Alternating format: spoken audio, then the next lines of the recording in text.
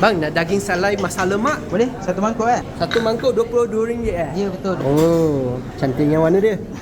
Pekat. Ini untuk 2 ke 3 orang makan lah. 2 ke 3 orang Dari Negeri Sembilan Ya, tampil Negeri Sembilan.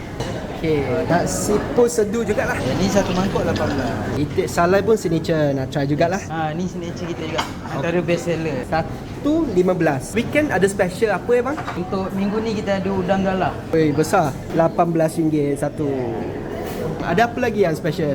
Bau tempoyak. Bau. Okey, saya recommend kailan. Ni antara kita punya best seller juga. Okey, next saya recommend udang sambal petai. Ikan perkasa. Ada telur mata, telur masin.